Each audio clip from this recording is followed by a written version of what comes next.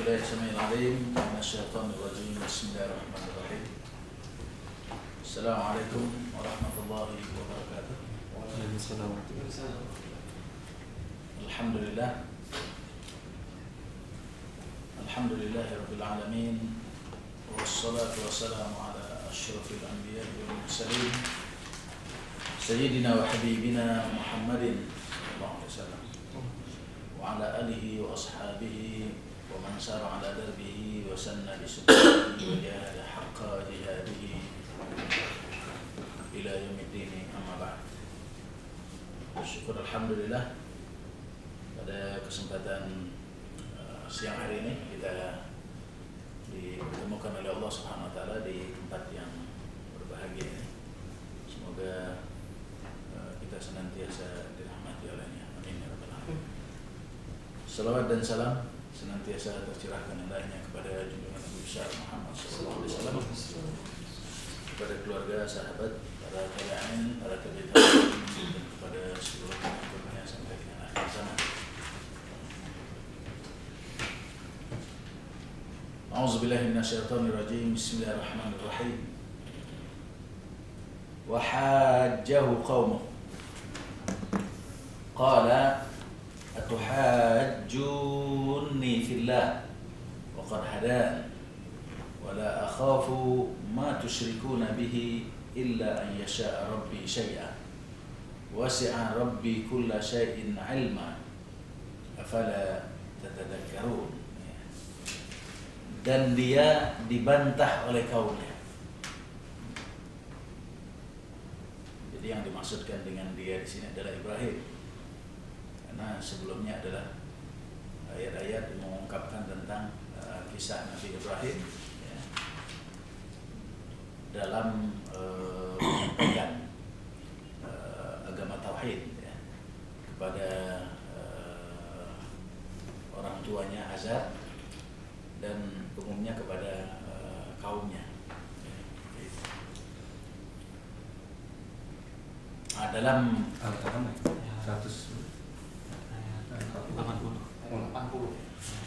Halamannya 130. 138. Saya bilangnya 40 ayat ini. Ya, Nabi Ibrahim ini kan terkenal dengan seorang nabi yang punya hujah-hujah balighah. Hujah itu beliau mendasarkan dakwahnya itu atas argumentasi yang sangat kokoh, yang sangat kuat, ya. Baik secara logis, ya, ilmu pengetahuan, nalar, maupun argumen-argumen yang didasarkan kepada dalil-dalil nakliyah melalui wahyu Allah Subhanahu wa taala. Kemudian beliau juga pada saat yang sama memadukan antara dakwah bil lisan dengan dakwah bil haq, ya, menyampaikan kebesaran Allah, agama tauhid ini kepada manusia, tidak hanya didasarkan kepada argumentasi keilmuan, ya, tapi juga beliau selalu menyertakan itu dengan dengan apa istilahnya, dengan hal-hal yang konkret, ya kan? Faktual, ya, yang seringkali itu semua diperankan oleh beliau sendiri, ya. Jadi Ibrahim itu nabi yang nggak pernah menolak suruhan dari Allah. Jadi maksudnya gini, dia itu kalau dapat perintah dari Allah langsung, nggak ada dipikir dulu, nggak ada gitu dibandingkan sama nabi-nabi yang lain. Gitu nggak Ustaz? Ya, karakter itu Jadi ada pada semua nabi. tapi Ibrahim lebih ini. Ya, mungkin Ibrahim lebih menonjol. Dia masing-masing nabi punya Ya. kekhasan, ya, dan sisi-sisi yang menonjol yang berbeda antara satu dengan yang lainnya. Nah, itu mungkin juga disesuaikan dengan zamannya, gitu, karakteristik zamannya juga, ya. itu juga terkait dengan tantangan permasalahan-permasalahan yang dihadapi oleh beliau di tengah-tengah masyarakat. Dan dia dibantah oleh kaumnya. Jadi melalui hujah-hujah balighah tersebut yang sangat argumentatif, yang sangat kuat, ya, ternyata beliau juga mendapatkan tantangan yang sangat keras dari kaumnya, ya, dari umatnya. Ya. Nah, mereka berdebat dengan beliau. Ya. Jadi hujah ini, kenapa Allah Subhanahu wa Ta'ala menggunakan kata-kata hujah? Sesuatu itu disebutkan hujah jika sesuatu itu, ya, didasarkan kepada landasan yang kuat, kokoh. Ya. Jadi kita beradu argumentasi, maka masing-masing tentu punya dasar, punya argumen-argumen yang dilandasi dengan alasan-alasan yang kuat, ya kan? Alasan-alasan yang kuat dan kokoh tersebut, nah itulah yang disebut dengan hujjah. Jadi kalau hanya bersilat lidah, ya kan? Menyampaikan pendapat, mengkritisi, membantah, tapi tidak ada dasar-dasar yang kuat, tidak disebut dengan hujjah. Ya, tidak disebut dengan hujjah. Ya. Makanya di sini Allah menggunakan redaksi yang sangat pas, sangat tepat. Ya. Bahwa yang punya hujjah balighah itu bukan hanya Ibrahim dalam hal ini, tapi kaumnya juga punya hujjah yang balighah, punya hujjah yang sangat kokoh dan sangat kuat. Dia dibantah oleh kaumnya, dan bantahan-bantahan tersebut dengan dasar-dasar yang sangat kuat. Lalu kemudian qala atuhajjuni fillah wa qad hada. Nabi Ibrahim berkata kepada mereka, kepada kaumnya yang membantah, yang juga punya argumentasi yang kokoh. Apakah kamu hendak membantahku tentang Allah, padahal sesungguhnya apakah kamu membantahku tentang Allah, padahal sesungguhnya Dia telah menunjukkanku. Atuhajjuni fillah wa qad hadan. Jadi argumentasi apapun, ya, yang disampaikan oleh orang-orang ataupun oleh kaum Ibrahim ketika itu, ataupun oleh masyarakat yang dihadapi oleh Ibrahim, ya, sebenarnya dasar-dasar yang mereka jadikan sebagai landasan dari argumen-argumen, bantahan-bantahan, debat yang mereka kemukakan kepada Ibrahim, itu sungguhnya adalah bantahan-bantahan ataupun dasar-dasar yang sebenarnya tidak kokoh, sangat sangat lemah sebenarnya, ya. Tidak punya dasar yang kuat, ya. Sementara argumen yang dikemukakan oleh Ibrahim kepada mereka, ya, dasar-dasar yang dikemukakan Ibrahim kepada mereka tentang ajakan Ibrahim untuk bertauhid, ya, untuk mengakui bahwa yang berkuasa itu hanya Allah Subhanahu wa Ta'ala, itu memang tidak terbantahkan. Dalam ayat sebelumnya, ketika Ibrahim seakan-akan beliau mengalami sebuah pengalaman pribadi, ya, sampai kepada beliau berkesimpulan bahwa memang Allah lah satu-satunya zat yang memang harus disembah, yang berkuasa, ya kan? Kalau kita lihat kan dalam ayat sebelumnya itu kan, kalau lihat bulan, ketika Ibrahim menyaksikan bulan, bintang, ya kan, matahari dan lain sebagainya. Ini ya kalau bahasa Al-Quran ini kan seakan-akan Ibrahim mengalami hal itu kan, ya kan? dan fakta itu juga tidak dibantah oleh para ulama. Tapi ulama lebih cenderung kepada pendapat bahwa yang dikemukakan Ibrahim kepada kepada masyarakat ya, yang dihadapinya ya, itu adalah sebagai bentuk wawasan saja ya kan? Wawasan ya. Ya kalian lihat matahari yang kalian sembah ya kan? Bintang yang kalian sembah ya kan? Bulan yang kalian sembah ya kan? Apakah pantas dijadikan sebagai sembahan ya kan? Apalagi patung. Nah, kan begitu ya. Karena memang as-sabiun itu kan derajat kekufuran yang paling rendah itu as-sabiun memang. Kalau di kelompok-kelompokkan umat manusia ini dalam konteks kekufuran ya, bukan keimanan ya, dalam konteks kekufuran. Di situ kan ada orang Yahudi, ada orang Nasrani, dan ada as-sabiun. Hanya 3 kelompok ini saja kan. Orang Yahudi itu kan dia menyembah Allah, tapi kekeliruan mereka, sesatnya mereka ketika kemudian mereka menganggap bahwa Uzair itu adalah anaknya Allah ya kan?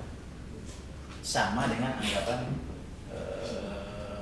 Nasrani, orang Nasrani, dia juga menyembah Allah begitu, tapi kemudian menganggap Isa itu adalah sebagai anaknya Allah dan Allah itu sendiri ya kan? Dan ini tidak lebih parah daripada as-sabiun ya kan? Penyembah berhala ya kan?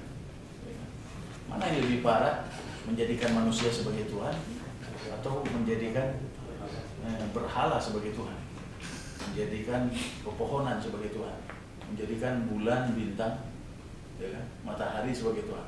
Ya tentu lebih parah yang ini ya kan? Lebih parah. Kenapa? Karena bagaimanapun juga kedudukan manusia itu kan jauh lebih mulia, ya kan? Ya di antara seluruh ciptaan Allah kan, ya kan? Bahkan terhadap malaikat sekalipun manusia jauh lebih mulia, kan begitu. Jadi setelah khalik itu yang makhluk itu adalah Allah, manusia yang terbaik, ya kan?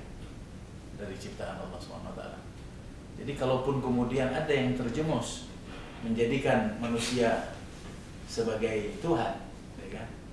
Karena berbagai hal yang melatar belakangi, kekaguman, apa istilahnya, hal-hal yang sangat luar biasa yang mungkin terjadi pada manusia-manusia tertentu, itu lebih apa istilahnya, tidak lebih tidak lebih buruk daripada orang yang kemudian menyembah menjadikan misalnya pohon, menjadikan batu, ya kan, menjadikan matahari, bulan, ya kan, kemudian sapi, menjadikan apa lagi itu api, ya kan, air dan lain sebagainya sebagai Tuhan, ya kan? Tidak lebih buruk, kan begitu, seperti itu. Ya kan? Ini memang as-sabiun ini sudah sangat apa? Sangat luar biasa lah. Sulit untuk kemudian diterima secara akal, ya kan? Secara nalar begitu ya, secara nalar. Walaupun dia mengakui manusia sebagai Tuhan juga itu sesuatu yang memang tidak dapat dibenarkan. Tapi kalau kita menimbang-nimbang lah, ya kan, bahwa kekufuran ini jauh lebih dahsyat daripada kekufuran orang-orang yang kemudian menjadikan manusia sebagai Tuhan. Yang dalam ayat itu kan dikatakan innal ladzina amanu wal ladzina hadu wan nasara was-sabiun. Jadi dari sisi penyebutan itu, kenapa kemudian orang beriman dulu yang disebutkan, baru kemudian Yahudi, Nasrani, baru Sabiun. Itu kan dari sisi kedekatan dari sisi keyakinan. Bahwa dari sisi ideologi, ya ideologi Islam itu lebih dekat kepada Yahudi, kepada Nasrani daripada As-Sabiun. As-Sabiun itu yang paling terpuruk, ya kan, paling terpuruk. Ya kan? Seharusnya manusia apa istilahnya tidak sampai kepada yang seburuk itu. Tapi faktanya memang ya seperti itu ya. Bahkan sampai dengan hari ini sangat banyak yang orang-orang yang dapat kita golongan sebagai as-salihun ya. Sampai dengan hari ini. Nah, di masa Ibrahim itu juga demikian ya. Masyarakat yang beliau hadapi itu adalah orang-orang dari golongan as-salihun ya. Menjadikan patung sebagai berhala dan disembah ya. Tuhan ya. Dianggap Tuhan ya. Kesimpulannya as-salihun itu kufur, musyrik, syirik gitu ya Ustaz? Bedanya kan kalau Komplit udah Empat. komplit Serius, paling komplit bodoh, iya benda mati jadi Tuhan. iya itu pun zaman sekarang masih ada Ustaz. Banyak. Banyak sekarang. iya, banyak Iya kan?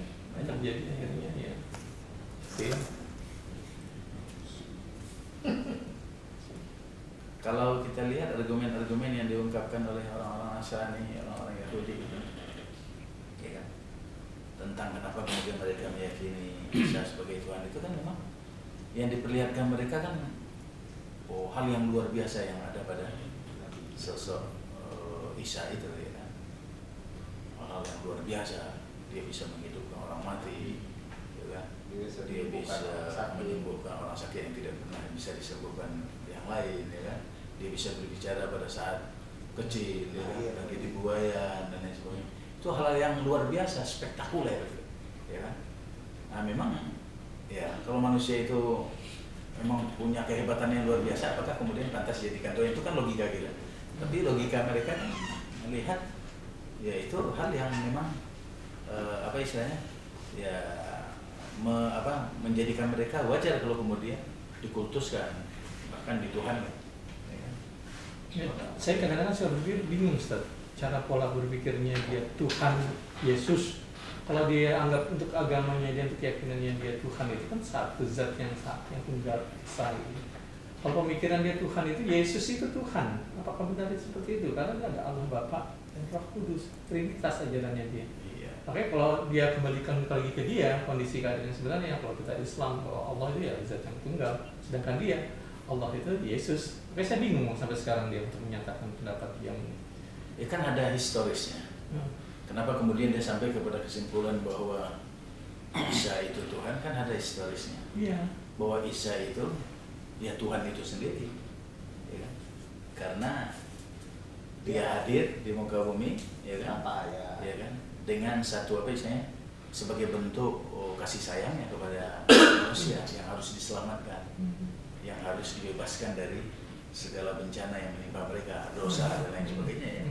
Sehingga dengan demikian agar dia bisa, ini bahasa mereka nih, perspektif mereka ini, bukan perspektif saya nih. Perspektif mereka agar kemudian Tuhan itu bisa berbicara dengan mereka, bisa berkomunikasi dengan baik, merespon keinginan-keinginan mereka. Maka kemudian Tuhan itu ya menjelma ya, sebagai manusia. Nah, itulah titisannya kan, masuk kepada Maryam itu, jadilah Isa kan, sebagai cabang anak, lalu kemudian lahir ya. Itu perspektif mereka gitu. Iya. Kita luruskan pun salah tracknya ya. Kita menganggap itu ya beda pemahamannya dia, ya Yesus itu ya Tuhan, ya Yesus Iya, ya seperti itu. Artinya kalaupun kita membantah mereka mengatakan ya masa Tuhan itu kemudian mati ya kan, masa Tuhan itu mau tersiksa ya kan, kemudian apa istilahnya dia mengalami peristiwa yang nggak mungkin lah, itu kan pelecehan terhadap kekuasaan yang maha kuasa kan gitu ya. Ya mereka malah justru mereka berpikir sebaliknya, ya justru itu bentuk kasih sayang Allah ya. Ya begitu bagi mereka kan beda memang sudut pandangnya ya, sudut pandang mereka berbeda. Makanya memang hidayah itu unik. Ada orang mendapatkan hidayah melalui debat itu, kemudian dia berpikir sadar masuk Islam. Tapi ada orang yang debat itu bukan semakin sadar ya, makin bego. Wah semakin ini. Kayak ada yang hidayah itu dari hal-hal yang sangat remeh-temeh, ya kan? Hanya mendengarkan suara azan, ya kan? Ya hidayah itu memang unik, ya kan? Dengan cara yang sangat lembut sampai dengan cara-cara yang sangat Kan itu luar biasa biasa. nih wiren hati. Allah yang maha tahu kalau tentang hal itu. Hanya upaya-upaya apa istilahnya juru dakwah ini, ya kan? Hamba Allah ini yang beriman ini, ya mendekatkan mereka kepada pintu hidayah. Nabi-nabi ini kan juga bertugas untuk hal itu, tidak memberikan petunjuk, tapi hanya mendekatkan mereka kepada pintu petunjuk itu sendiri. Ya. Kalaupun ada yang apa istilahnya masuk ke dalam pintu itu, ya mereka mendapatkan hidayah. Kalau enggak, ya tetap saja dalam kekufuran. Ya. Nah, hujah-hujah balighah yang disampaikan oleh Ibrahim ini, ya bagi Ibrahim kan yang paling penting, beliau sudah menjalankan tugas dengan apa istilahnya, dengan maksimal, ya, menyampaikan dakwah tauhid itu. Tuhajjuni fillah wa qad hadan. Dia berkata, Nabi Ibrahim berkata, apakah kamu hendak membantahku tentang Allah padahal sesungguhnya Dia telah menunjukkanku. Ya. Jadi artinya bantahan-bantahan yang dikemukakan oleh umat ataupun oleh masyarakat yang dihadapi oleh Ibrahim itu adalah bantahan-bantahan yang tidak berdasar, ya kan? Lemah. Ya kan? Sementara ya, yang disampaikan oleh Ibrahim itu sangat kuat. Kenapa sangat kuat? Ya, karena itu semua bukan hanya keinginan Ibrahim, tapi semua hujah-hujah itu memang anugerah Allah yang Allah titipkan kepada Ibrahim sebagai bentuk apa istilahnya, upaya membuka apa istilahnya, pintu petunjuk itu sendiri bagi orang-orang orang-orang yang tersesat. Sobiul itu sendiri. Wala akhafu ma tusyrikuna bih. Dan aku tidak takut terhadap perkara yang kamu sekutukan. Dan aku tidak takut dengan perkara yang kamu sekutukan. Ya kan? Kenapa Ibrahim membuat statement yang seperti ini kepada mereka? Ya kan? Karena dengan apa istilahnya, dengan alasan-alasan yang mereka ungkapkan, ya, kehebatan Tuhan yang mereka yakini sebagai Tuhan, ya, mereka apa istilahnya menginginkan ataupun berkehendak bahwa Ibrahim itu pada akhirnya ciut nyalinya, takut, ya kan, dan lain sebagainya. Ya. Tapi Ibrahim justru mengatakan bahwa ya, saya tidak akan pernah takut sama sekali, ya kan, dengan apa yang kalian anggap sesuatu yang luar biasa. Karena bagaimanapun yang kalian anggap itu bukan Tuhan. Karena Dia bukan Tuhan, Dia tidak akan pernah bisa memberikan manfaat, tidak pernah bisa memberikan mudarat. Ya kan? Jadi apa yang harus saya takuti? Apa yang harus aku takutkan? Ya kan? Terhadap sesuatu yang tidak mendatangkan manfaat dan tidak mendatangkan mudarat. Ya. Wala akhafu ma tusyrikuna bi illa an yasha rabbi syai'a. Ya.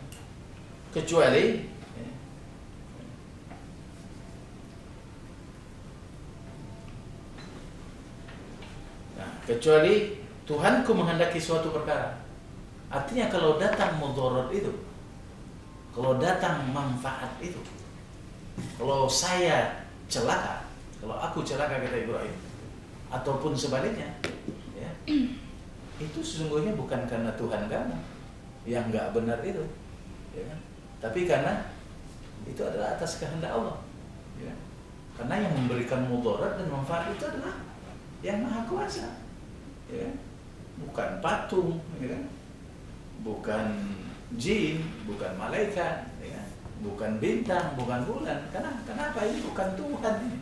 Ya. Jadi Nabi Ibrahim membuat statement yang seperti itu kepada masyarakatnya. Berarti kan memang masyarakat itu masyarakat yang tidak bego-bego amat gitu loh. Ya kan? Jadi mereka berupaya untuk apa istilahnya, membuat alasan-alasan yang juga kokoh, kuat, ya kan. Tapi Ibrahim kemudian ini skangster, ya, terhadap mereka. Ya. Wasi'a rabbi kulla syai'in ilma afala tatadzakkarun. Pengetahuan Tuhanku meliputi segala perkara, maka apakah kamu tidak dapat mengambil pelajaran?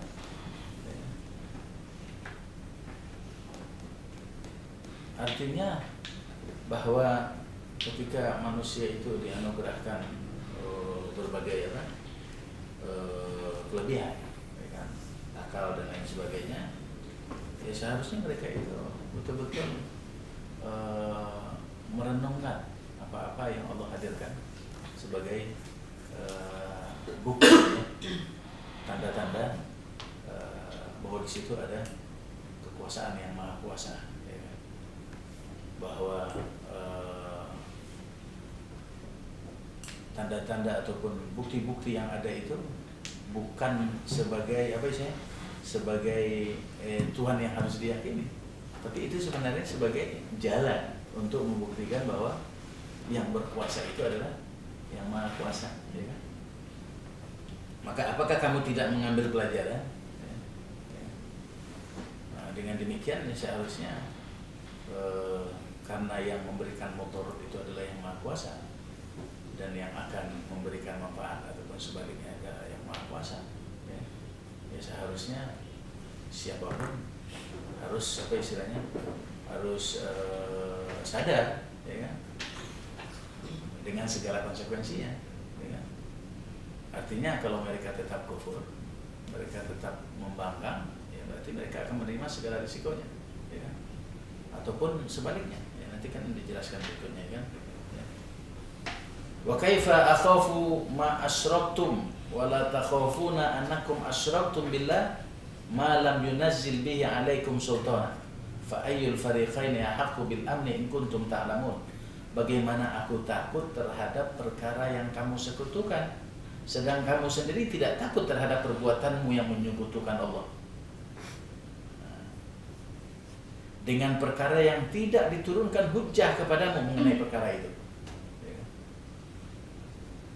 Memang luar biasa ini logika yang dikemukakan oleh Ibrahim kepada apa? Kepada masyarakatnya. Ya. Jadi masyarakat ini mencoba untuk berargumentasi yang begitu kuat, tapi ternyata apa? Ya, argumentasinya itu bukan kuat, justru kelemahannya sangat mendasar sekali, ya kan? Ya kata Ibrahim secara mengkritisi mereka, ya bagaimana aku kemudian apa alasan yang bisa aku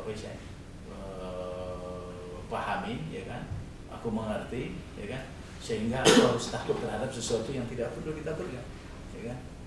Sementara orang yang selama ini, ya kan, yang hujahnya itu lemah, ya kan, terhadap apa yang dia yakini, ya kan, justru mereka ini tidak takut, ya kan. Tidak takut, ya tentu Nabi Ibrahim lebih tidak takut lagi, ya kan? Ya, lebih tidak takut lagi.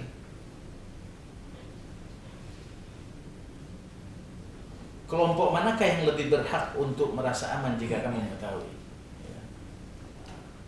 Nah, dengan demikian, kira-kira dari dua kelompok ini, dari dua argumentasi ini yang dikemukakan Ibrahim yang dikemukakan masyarakatnya ketika itu, mana yang lebih layak kemudian untuk apa?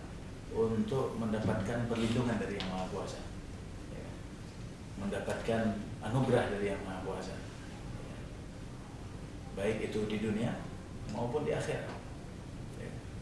Apakah orang-orang yang tetap bertahan dengan keyakinannya menyembah berhala, ya, menyembah bintang, menyembah bulan, menyembah matahari, ya, atau keyakinan Nabi Ibrahim, ya, kepada Yang Maha Kuasa yang justru yang menciptakan itu semua, ya. Kira-kira di antara dua argumentasi ini mana yang lebih layak untuk kemudian menerima perlindungan, menerima pemeliharaan, lalu kemudian mendapatkan anugerah dari Allah, baik itu di dunia maupun di akhirat, ya. Kelompok manakah yang lebih berhak untuk merasa aman jika kamu mengetahui, ya. Artinya kalau kalian berpikir ya kan? Kalian kan adalah manusia yang diberikan pikiran, diberikan ilmu pengetahuan, ya kan? Diberikan nalar, orang yang sehat, normal, ya kan? Nah, dengan dua hujah yang seperti ini, yang satu hujahnya sangat lemah, yang satu hujahnya sangat kokoh. Kira-kira mana yang lebih layak untuk kemudian mendapatkan apresiasi, penghargaan dari Yang Maha Kuasa? Apakah hujah yang lemah ini atau hujah yang kuat ini, ya kan? Tak terbantahkan. Kalau ini jelas, ya kan? Terbantahkan gitu. Kalau hujahnya Ibrahim tak terbantahkan, ya kan? Itu pertanyaan yang ditanyakan Ibrahim kepada mereka, ya kan? Melalui yang disampaikan melalui wahyu ini, dan pertanyaan tersebut dijawab oleh Allah langsung, ya kan? Apa jawaban Allah? Ya? Jadi Allah yang menjawabnya, bukan Ibrahim. Alladzina amanu wa lam yalbisu imanahum bizulmin ulaika lahumul amn wa hum muhtadun. Ya kan? Nah, jawaban Allah apa? Orang-orang yang beriman dan tidak mencampurkan keimanan mereka dengan kezaliman, mereka itulah orang-orang yang mendapat keamanan, dan mereka itu adalah orang-orang yang mendapatkan petunjuk.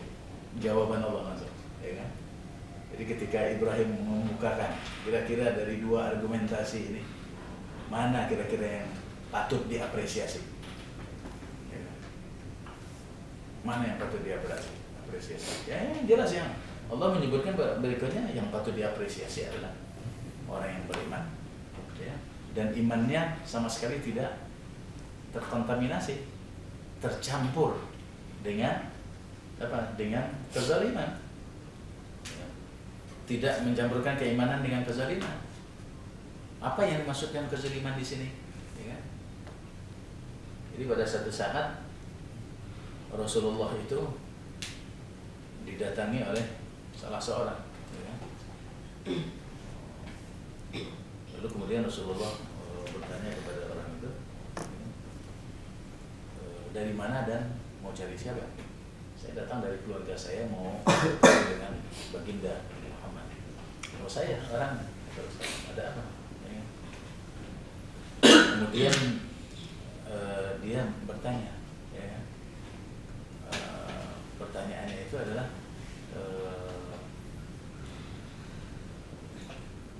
jelaskan kepadaku tentang keimanan, ya kan? Tentang keimanan.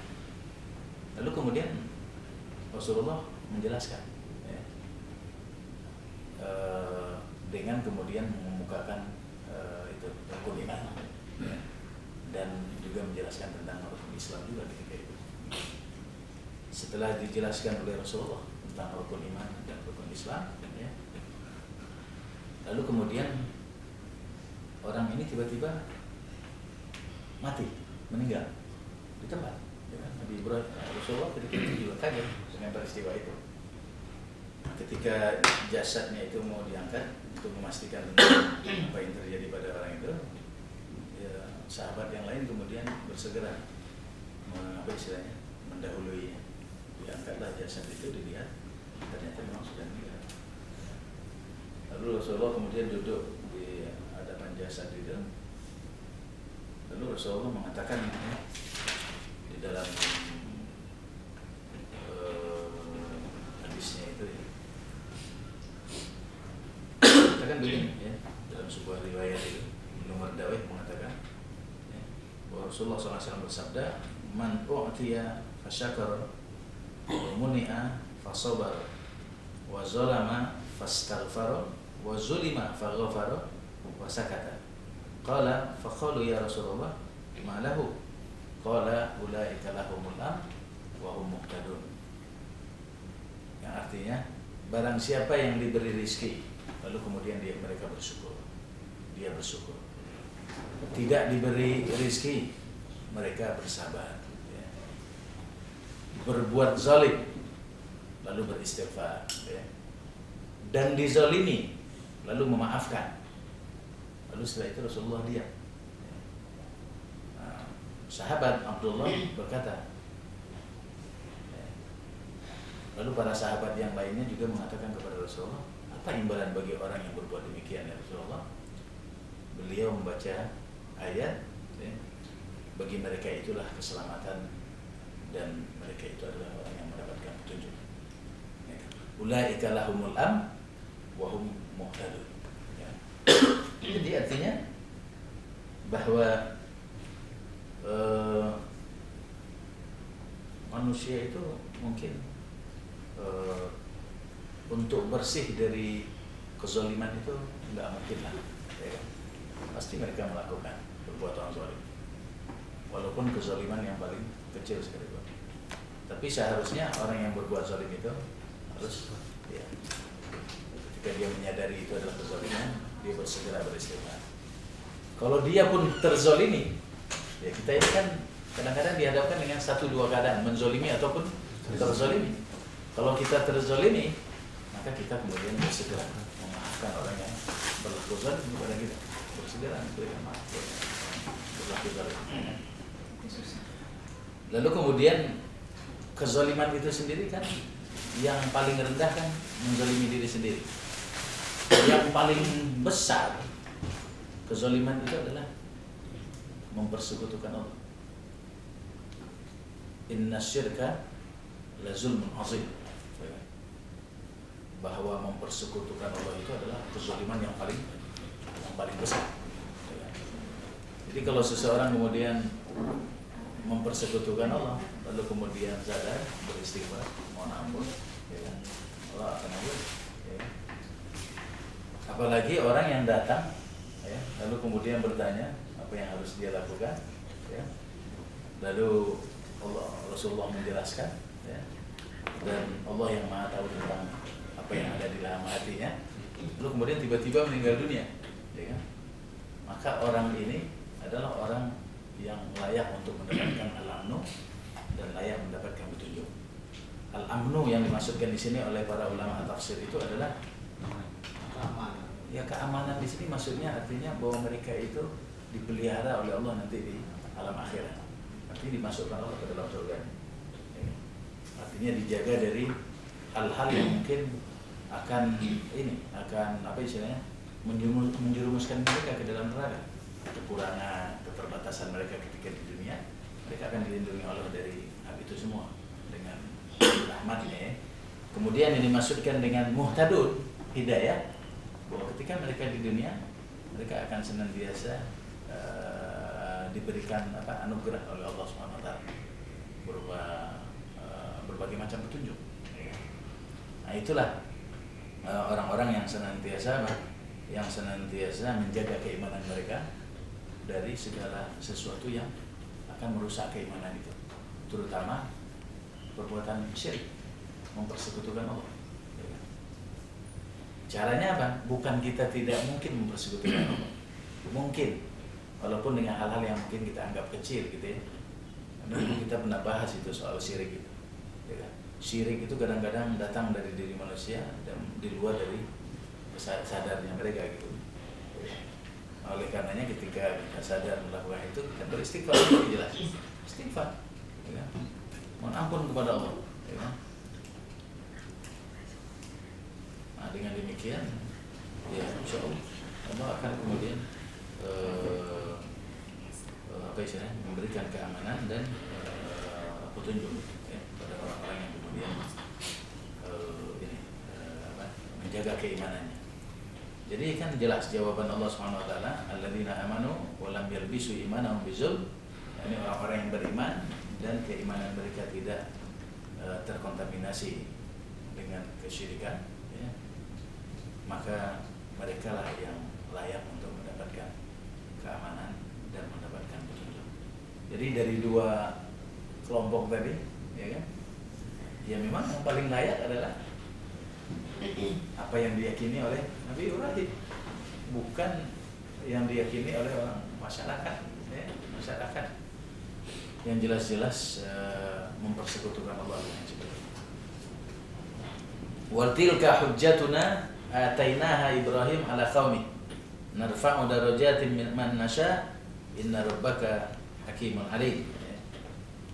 Dan itulah hujjah kami yang diberikan kepada Ibrahim untuk menghadapi kaumnya. Jadi ya itulah kelebihan para nabi ya, termasuk Ibrahim, bahwa beliau memang sudah dipersiapkan oleh Allah ya, dengan hujah-hujah balighah itu, dengan argumentasi yang kokoh menghadapi umatnya. Ya, tadi kita awali tadi bahwa Ibrahim ini selalu dalam menyampaikan kebenaran itu mengkombinasi dua hal ya. Yang pertama argumentasi yang sangat kuat. Yang kedua beliau selalu contohkan dalam bentuk fakta-fakta di lapangan ya. Ya, salah satunya kan ketika beliau motong itu ya, menghancurkan patung itu kan. Itu kan hujah balighah betul itu, tidak pakai mulut kan, tapi pakai tindakan nyata ya. Tindakan nyata. Orang disuruh apa? Disuruh menyaksikan ya. Karena kadang-kadang kan hujah itu bisa disampaikan secara oral dan orang mengerti, tapi ada juga hujah itu tidak cukup hanya secara lisan, tapi harus dengan bukti di lapangan, ya kan? Fakta di lapangan. Dan Nabi Ibrahim dengan segala konsekuensinya beliau hadapi kan, karena beliau yakin bahwa kalau memang kemudaratan itu tidak terjadi, tidak akan terjadi, dan kemudaratan itu datangnya dari Allah. Begitu juga sebaliknya. Makanya ketika kemudian diputuskan Ibrahim harus dibakar hidup-hidup itu, ya kan? Bagi Ibrahim nggak jadi salah, ya kan? Jadi salah dihadapi oleh Ibrahim, ya kan? Memang kisah Ibrahim ini luar biasa lah, ya kan? Banyak hal-hal yang luar biasa yang terjadi pada Ibrahim, dan kisah-kisah yang yang mengagumkan ya, tentang seorang Ibrahim. Kami meninggikan beberapa derajat bagi orang-orang yang kami kehendaki. Ya. Oleh karenanya dengan hujah-hujah balighah ini, ya, ketika Ibrahim menghadapi umatnya, ya, Allah Subhanahu Wa Taala meninggikan derajat beliau ya, dibandingkan nabi-nabi yang lainnya. Nah, di antaranya ketika Ibrahim itu ditetapkan sebagai bapaknya para nabi, ya. Bapaknya para nabi. Kemudian juga Ibrahim termasuk ulul azm ya. Ulul azm ya. Kemudian dari Ibrahim pula kemudian lahir para nabi, baik dari keturunan Bani Israil maupun keturunan dari bangsa Arab ya. Kan seperti itu. Luar biasa ya. Kami meninggikan beberapa derajat bagi orang yang kami kehendaki. Sesungguhnya Tuhanmu maha bijaksana lagi maha mengetahui. Ini tentang kisah Ibrahim. Masih berlanjut nih terkait dengan kisah Ibrahim. Wa wahabna lahu Ishaqa wa Ya'qub kullan hadaina wa Nuhan hadaina min qabl wa min dzurriyyatihi Dawud wa Sulaimana wa Ayyuba wa Yusufa wa Musa wa Harun wa kadzalika najzil muhsinin. Zakaria wa Yahya wa Isa wa Ilyasa kullu minas salihin wa Ismaila wa Yasa'a wa Yunusa wa Lutan wa kullan faddalna 'alal 'alamin. Dan kami telah menganugerahkan kepadanya Ishak dan Yakub. Nah, ini diantara bentuk yang tadi itu, faulaika humul muhtadun itu. Ya.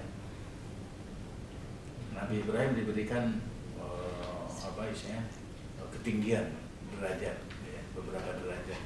Lalu kemudian diantara bentuk al-muhtadun yang diberikan Allah kepada Ibrahim, anugerah yang diberikan Allah kepada Ibrahim itu adalah terkait dengan anak keturunan, ya, anak keturunannya.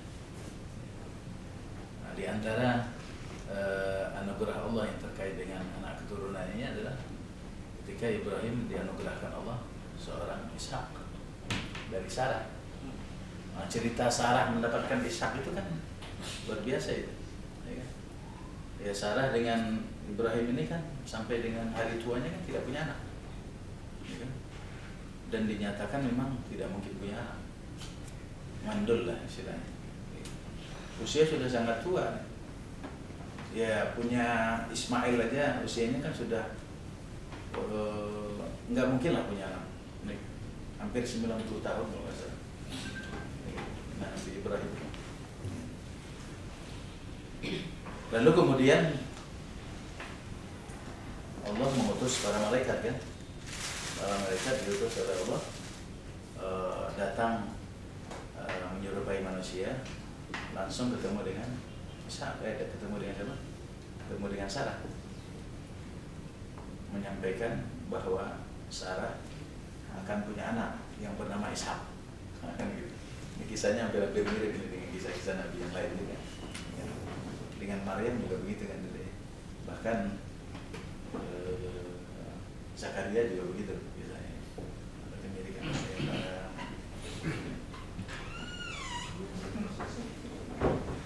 Ya apa? Ketika para malaikat ini datang menyampaikan berita itu kepada Sarah, Sarah nggak percaya. Malaikat kan? Iya, nggak percaya. Nggak mungkin. Nggak masuk akal. Kalau memang punya anak dari dulu mestinya sudah harus punya anak. Kenapa nggak kun fayakun aja Allah memberikan Nabi Ibrahim anak? Itu pertanyaan yang sederhana Ustaz. Jadi pada saat Nabi Ibrahim belum Nabi Ibrahim memberikan kun fayakun aja kayak Aisyah kan Maria dengan lucu mudanya dia ditiup. Para Nabi punya ujian Pak. Dia harus diuji dulu. Ciptaan enggak, ketika Allah menciptakan makhluk apalagi manusia itu kan dengan berbagai cara ya. Ya ketika Allah menciptakan Adam kan berbeda dengan Allah menciptakan Hawa. Begitu juga ketika menciptakan Isya berbeda pula dengan menciptakan Ishak ya. Just kidding aja sih. Canda mulu Pak Jokowi. Serius Pak. Itu benar sih. Di Sarah itu dalam kisahnya yang diungkapkan oleh Ibnu Katsir ini nggak percaya bahwa dia akan hamil, punya anak ya, dalam usianya yang sudah sangat senja. Jadi bukan hanya Ibrahim yang sudah sangat senja, Sarah juga sudah tua sekali. Ya, sudah sangat tua. Jadi gitu.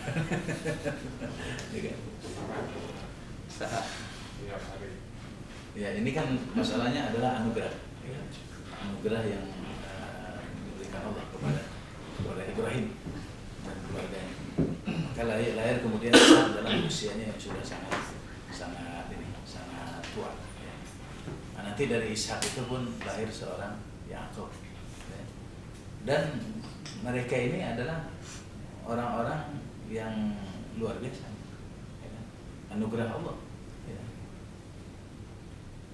Diberikan hikmah, diberikan kenabian, ya, dan diberikan kelebihan yang sangat luar biasa. Berarti yang istilahkan itu Bani Ibrahim itu dia keturunan Nabi. Yang dibilang Bani Ibrahim. Bani itu apa sih? Iya, keturunan. Kaum. Ya, keturunan, bukan kau. Oh Bani itu keturunan. Anak keturunan itu Bani. Bani kan? Anak keturunan. Bani Wahab. Bani Nasir berarti anak keturunan Nasir gitu. Bani Nasir. Ya, Nasir. Bani Wahab. Bani Salawatiyah. Kalau kita kan Bani Adam semua. Bani ada anak keturunan ada. Jadi kalau saya baca di dalam ayat ini nanti ada bicara tentang ternyata manusia itu ada yang anak keturunan Ibrahim, ya, itu para nabi, dan manusia yang lainnya anak keturunan Nabi Nuh. Itu yang Nabi Nuh. Oh. Pengelompokannya begitu. Pengelompokannya. Jadi para nabi semuanya itu anak keturunan Ibrahim. Tapi manusia selain nabi itu anak keturunan Nabi Nuh. Nabi Nuh. Jalurnya dari Nabi Nuh. Nah, jalurnya dari Nabi Nuh. Ada warna hitam, ada warna coklat. Nabi aja ada yang keturunan Ibrahim aja ada dua kan, dari Siti Sarah sama dari Iya. Ismail kan. Iya. Dari Siti Diajar. Iya. Iya. makanya Rasulullah itu dari Siti Hajar. Siti Hajar, Ya. ya kan? Dari Ismail ya, dari Ismail. Ismail. Iya. Ya keturunan para nabi itu kan. Kepada Ibrahim semuanya.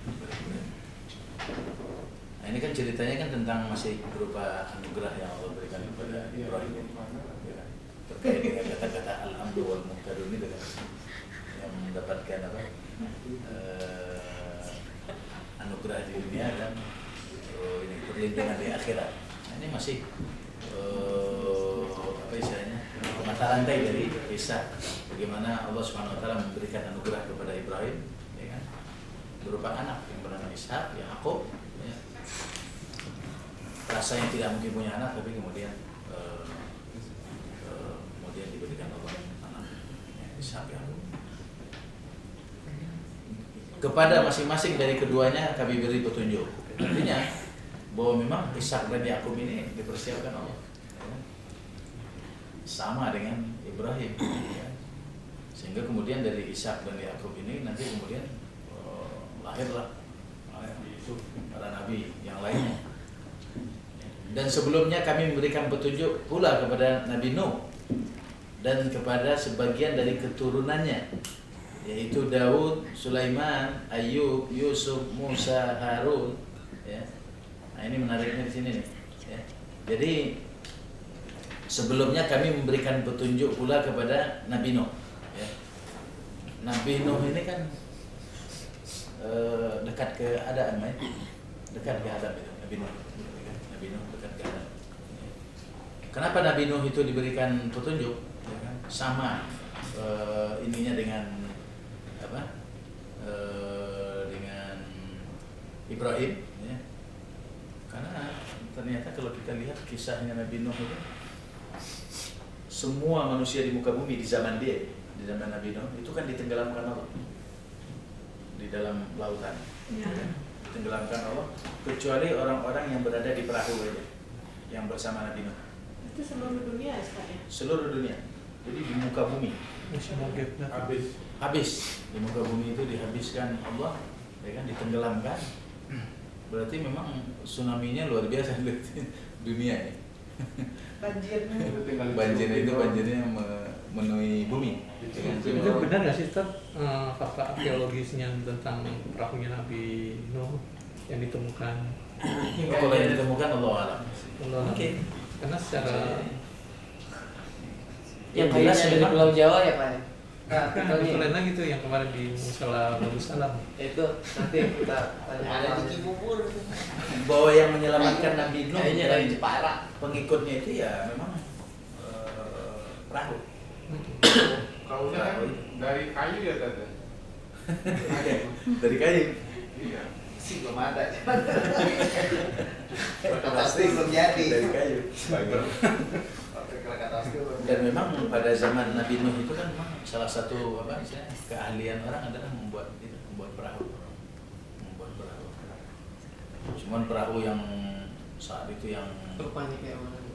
yang apa sih yang paling besar yang dipersiapkan itu emang ini karena itu atas perintah Allah kan? Karena gini, Ustaz, kalau saya lihat di film di National Geographic ini, itu tentang cerita tentang Nabi Nuh itu arkeologisnya tuh luar biasa, Ustaz. Dari perahunya itu gambarannya itu visualnya gitu. Tapi yang kan tuh ada gitu lagi diteliti sama peneliti. Yang jelas Itu benar, itu. historisnya kan ada Ada historisnya, tapi kemudian apakah kemudian historis itu di apa istilahnya disuguhkan secara apa adanya atau justru kemudian di situ dibumbui. Biasanya yang membuat historis itu jadi ini kan bumbunya itu, bahkan bumbunya lebih banyak daripada Kasih ada micinnya di sini. Namanya ya ukurannya itu kan beda handphone gitu loh. Ilmiah lah itu. Jadi berapa ribu tahun gitu loh. Makanya Itu kedua sih kan yang dapat sama sih. peneliti. dan orang Yahudi paling jago itu Iya. membumbui itu paling jago. Mau pedas, mau asin. Dan memang sengaja dia membunuh itu supaya apa? Supaya nilai historis itu tidak proporsional, tidak apa yang sampai ke kita itu tidak apa adanya, tapi sudah termodifikasi. Jadi istilahnya dibikin ragu gitu ya. Iya dibuat memang di apa istilahnya direkayasa, ya kan, direkayasa. Iya. Kan sekarang teknologi maju, kita bisa melihat tuh sorban Nabi, pedang Nabi. Nah itu, yang begitu-begitu itu kan benar-benar kita hal yang belum kita lihat selalu gitu. mengatakan Allah alam, Pak. Visual aja. Allah alam. Kalau memang bisa dibuktikan secara ilmiah ya. Tapi kan kebanyakan itu apa istilah replika ya, apa istilahnya? Iya, Replika aja. Dibuat, tapi kemudian nanti dibuat dengan cerita-cerita ya kan, seakan-akan itu yang padahal sebenarnya enggak gitu kan. Jadi di satu sisi ya itu kan mengingatkan kita kepada sejarah yang pernah memang terjadi. Memang ceritanya dalam Quran kan memang demikian. Ya. Jadi yang diselamatkan Allah itu adalah orang-orang yang ada di dalam perahu yang jumlahnya segelintiran saja. Dari mereka itu nanti lahir keturunan. Ya. Keturunan dari apa? Dari Nabi Nuh itu yang manusia-manusia semuanya sampai dengan akhir zaman. Ini keturunan dari Nabi Nuh ya. Bisa Jadi sebenarnya kita juga dari orang-orang yang diselamatkan Allah. Ya berarti ada Nabi Nuh kan dari Nabi. Nabi Nuh kan ada. Nah, kan ceritanya kan udah habis tuh manusia di muka bumi ini. Ya kan? Sudah masih ada dari Nabi. Itu yang lagu tinggal itu lagu yang diselamatkan Allah di ada atas perahu Nabi Nuh. ada. Nanti dari yang ada itu kemudian lahirlah anak keturunan. Makanya dikatakan manusia ini anak keturunan Nabi Nuh. Anak keturunan Nabi Nuh. Ya. Saya juga baru tahu itu ketika saya baca Ibnu Katsir. Kita tanya kan kita dari Adam, kan ada pernyataan itu kan. Antum min turab.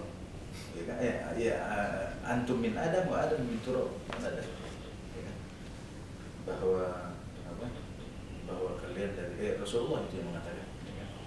Ketika Rasulullah berkhutbah setelah penaklukan pertama kali, Rasul menyatakan itu bahwa kita ini tidak ada apa-apanya karena kita berasal dari Adam dan Adam itu berasal dari tanah. Berarti termasuk para sahabat Ya. Nabi Nuh termasuk para sahabat. Nah, iya yang dia bukan keturunan para nabi, berarti semuanya ke Nabi Nuh. Berarti Bani Hashim aja gitu yang Nabi Ibrahim. Ya. Itu. Ya, jelas kalau keturunannya memang keturunan para nabi, ya dia ke Ibrahim. Ke Ibrahim. Kelas nih. Makmur. Iya. Ahmad Dhani turunan siapa? Oh, belum ketemu ya. Saya kemarin dapat di ini, tapi saya baca aja dari apa? Nggak tahu dari mana dia upload itu. Prabowo keturunan Nabi katanya. Nggak tahu itu ada itu sejarahnya panjang benar itu. Dari sini. Pak Joko ada bicara Pak Joko. Pak Joko tolong. Ini politik praktis tolong bicara. Kalau sudah begini. Macam. Habis Terus Prabowo. Jokowi juga keturunan manusia. Sama ini apa? Kasihan orang hujat terus. Baik, sampai dengan ayat 88 ya. 87 ya. Itu saya pernah ditanya itu istrinya Nabi Ibrahim itu siapa? Saya jawab Siti Sarah sama Siti Hajar. Salah itu memang istrinya Ibrahim udah Sunda. Emang kenapa? Pakai Siti gitu. Itu panggilan kemuliaan. Aslinya itu pakai Siti nggak sih? Siti itu Siti panggilan kemuliaan. kehormatan. Siti itu istilah kita kan. Istilah yang sudah di Indonesia kan. Sebenarnya dia Sayyidah. Sayyidah. Kalau Syarifah, Nggak pakai Siti emang ya benar ya nggak pakai Siti. Ya itu Sayyidah itu. Sayyidah itu yang sederhananya, setelah Syarifah itu yang kayak Habaib gitu ya. Ya. Kalau Syarifah. Jadi yang terhormat, yang mulia gitu. Yang dimuliakan Sayyidah, Sarah, Sayyidah. Bukan Siti Rahma ya, Siti Rahma. Oh gitu, Siti. Sayyidah itu Siti. Tolong. Siti Rahma siapa Pak? Anak kampung datang. Iya itu, saya kan seneng dipanggil Siti Rahma. Iya Ji, Haja. Iya kan? Antum dia panggil Haja. Bukan Haja. Iya Siti Rahma. Jadi mulai bukan depan kita kajiannya berbasis hadis dan fikih ya. Fikih. Fikih dan hadis, fikih hadis yang kaitannya puasa. dengan Ramadan, puasa ya, dan hal-hal yang berhubungan Sampai dengan Ramadan. Iya. Insyaallah. Allah alam bisawab, kita cukupkan dengan sama-sama mengakhiri dengan alhamdulillah. Subhanallah wa bihamdihi. Assalamualaikum warahmatullahi wabarakatuh. Waalaikumsalam.